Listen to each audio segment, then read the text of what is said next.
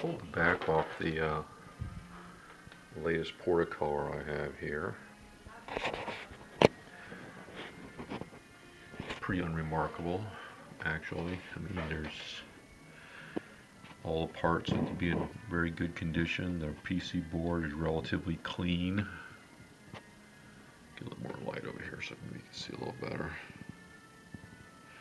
I mean, there's a little bit of fuzz growing off.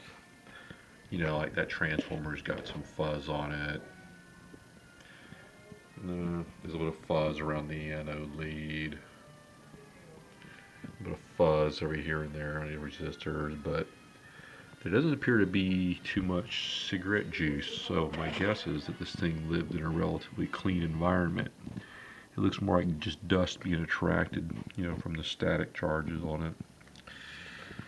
Tubes, I see a lot of GE tubes, so who knows, maybe there's some original. There's a El Minco style cap here. That's one of those ceramic tube caps. A little bit closer in there. There's one there, but you know, I think I'm just gonna leave them be. Set works fine. I don't feel like trying to introduce user-induced problems until there's a problem. I don't like to fix things. I have a theory that if you keep working on it, sooner or later you will manage to break a working set. This one works, so I'll leave it. Looking at the components inside, I see a lot of modern era looking parts, so I guess by the time this set was built in '75, we'd gotten away from the carbon. I mean, those look like those metal film resistors. Looks like all dipped caps, ceramic caps. So I don't think this one's gonna have much to go wrong with it, really. Still using the large can capacitors, but again, I haven't had any problems with it, so I'm assuming they are functioning as they should. I don't see any hum bars, or I know the height is good, the contrast is good, all the things that electrolytics going bad can cause are not, so not causing problems. I assume they're okay. It's got a fuse block in there. It looks like it has the original fuses in there. Could be wrong with that. I see some kind of paint on them that they've been put in and painted. So there's the CRT type. So I think I'm just going to button this one back up and call it a day and just enjoy it. I'll work those controls a little bit. I mean, they were a little bit dirty. I suppose I could get in there and try to shoot some juice in there, but again, I'd rather just use it for a while and see if it cleans up.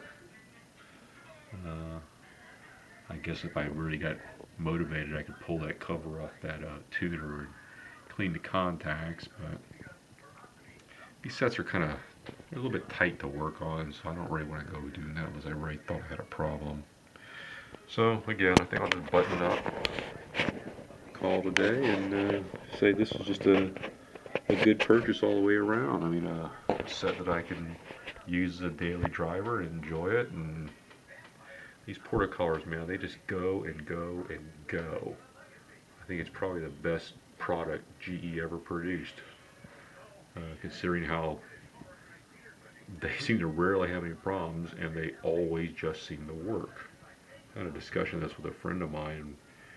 We were discussing why that would be, and the conclusion was GE's endeavor to be cheap and use things like disc capacitors instead of where other people have been using foil capacitors. Save money, but it also ended up making it more reliable because foil capacitors of the day simply did not have the lifespan that the disc had. I'm sure GE didn't say, oh gee, let's build a TV that's going to be around 50 years from now. Instead they said, hey, let's build a TV that we could use the cheapest possible components on. So anyway, in this particular case, the cheapest possible components happen to be the ones with the longest lifespans. So anyway, that's it. 1975. Let's see, it's an HE model, GE portacolor. I hope you enjoy it. Boy, I don't have to do any work on this one. Just put it back.